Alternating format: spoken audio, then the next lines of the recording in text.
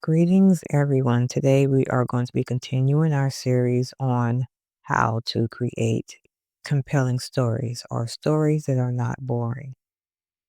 We're going to be learning how to share our stories without over embellishing the truth. So let's talk a little bit about why telling the truth creates a compelling story.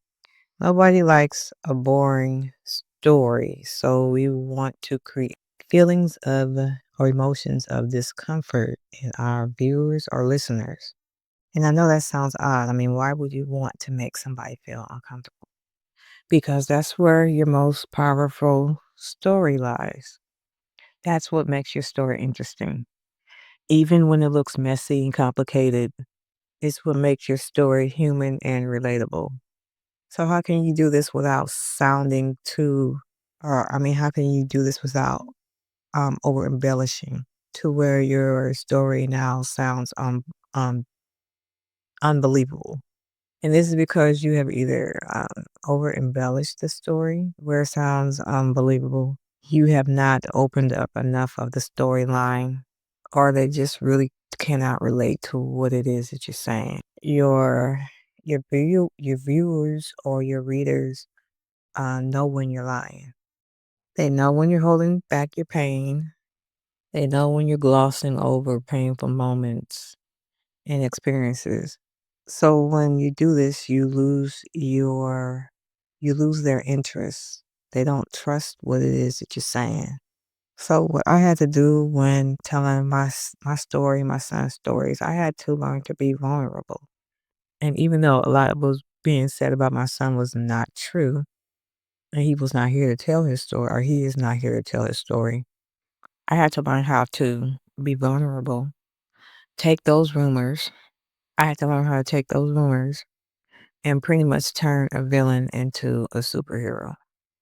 And while not everybody's able to do that, it was me being vulnerable that builds the connection with my viewers or people who are listening to my story.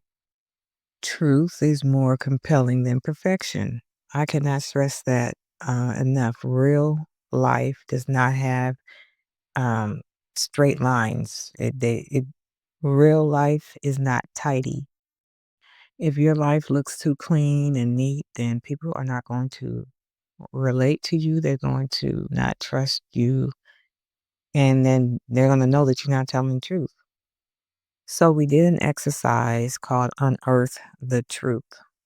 And we took several prompts. One of them was if they really knew me, they know.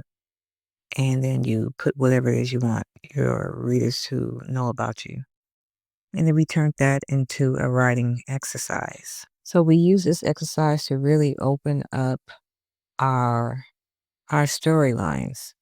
No matter if you are telling your story or telling someone else's story or telling a story about someone else's life, what you learn about how you view the truth will help you tell a more compelling story.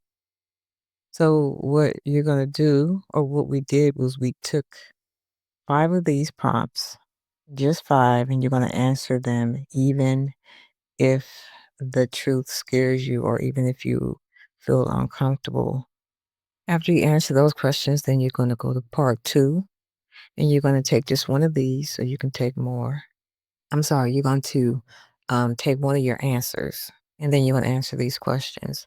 And this not only helps you learn more about the type of person you are and how um, your perception on how you view the truth. It's also going to add depth it's going to add depth to your story. And as I said before, these exercises help deal with your own personal truth in a way that you do not bring a biased opinion when you are telling your story or telling someone else's story. This exercise works because when you explore your own discomfort with being misunderstood or exposed, then you're more likely to honor someone else's vulnerability in a truthful way. Because you'll be able to ask yourself, like, am I telling this part of this person's story to serve the truth or to provoke a reaction? What would you do if it were you?